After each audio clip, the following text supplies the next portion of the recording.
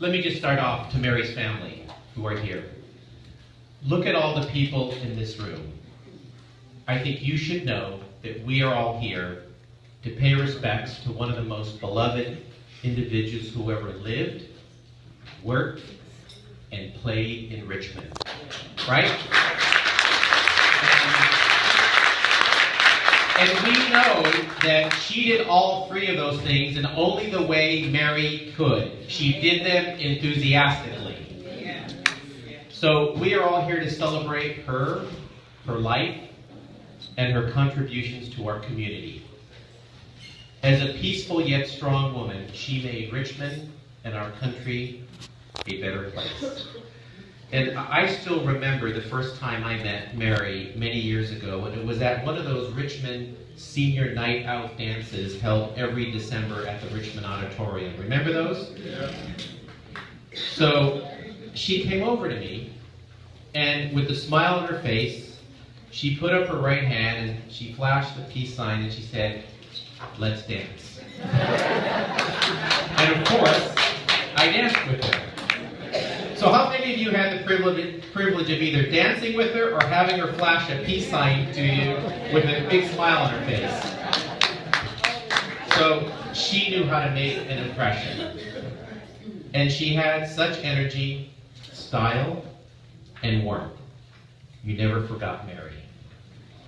Imagine the 94 years of life experience of this amazing woman from Louisiana, the second of two daughters. It took her from Louisiana to Berkeley to right here in Parchester Village in 1950, a place she called home for 67 years. She became a Rosie the Riveter in 1943, working as a welder at Kaiser Shipyard Yard 1. And at the shipyards, she helped win the war. She fought discrimination and racism. She kept the peace. And she was one of the few remaining Rosies left, those great trailblazers who opened doors in the workplace for women.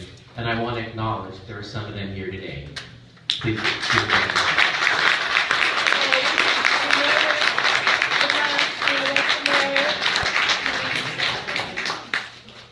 All of these Rosies and Mary opened the doors for women, and other women came through those doors.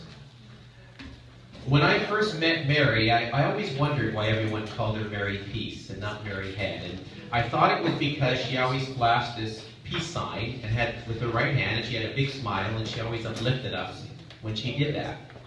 But then I learned that she really did earn the name Peace. Have folks heard this story? Some may have. That she earned the name Peace from her co-workers at the Kaiser shipyards, because when there was a problem between two people, she would invite everyone to form a circle, join hands, and pray. So she did this. She did this as a way to avoid small disputes from becoming larger ones. And isn't that what Mary did throughout her life? She brought people together to keep some issue or problem from getting bigger and to make us feel better. And when she moved here to Parchester in 1950, she was one of the first residents of what was a pretty segregated community. She came at a time when homes sold for $35 down and $95 a month. And in 2010, there was a news story written by her. In fact, the guy who wrote it, Robert Rogers, is here.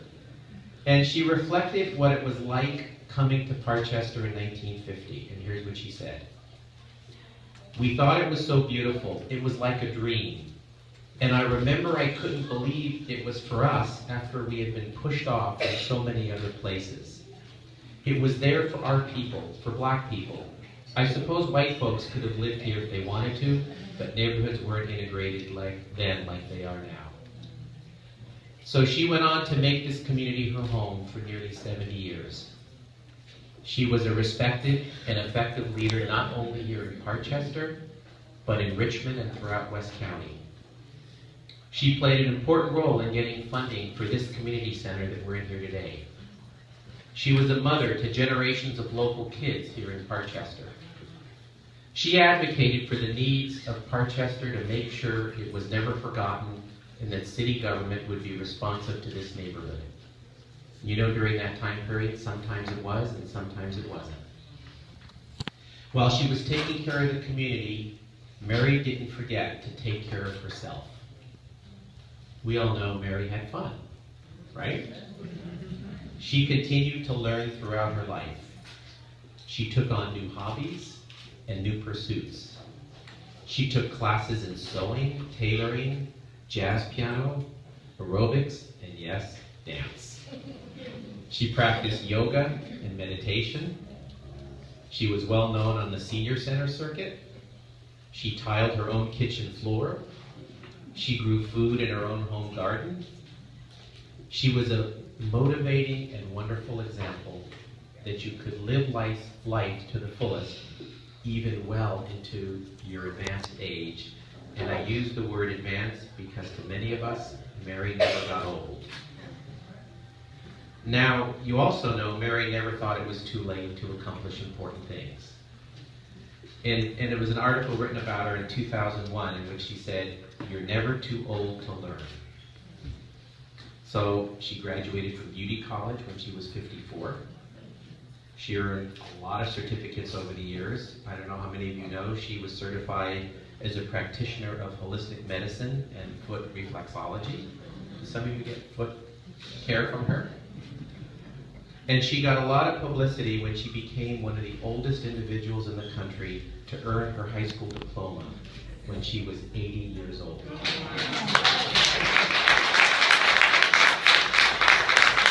But you know, Mary had as much energy and a lot more wisdom than those 18-year-olds who earned that diploma alongside her, right? Yeah. At her graduation ceremony at the Richmond Auditorium, she told the crowd, "A high school diploma is necessary to have a full life in modern times." She earned that diploma for herself and as a role model for others, that nothing is impossible if you remain dedicated to the cause.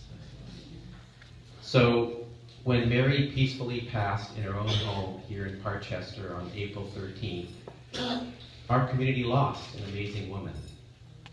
A woman who improved the lives of so many people, but just as much, she brought a positive energy to everyone she came in contact with and every life she touched. She brought us happiness, a wonderful feeling that life, despite its challenges and its obstacles and yes, its unfairness, that life is meant to be enjoyed. And most of all, I will always remember Mary for imparting on me the feeling that it is never too late to make a difference in other people's lives and that you could do it while having fun. So may we all be able to live that kind of life.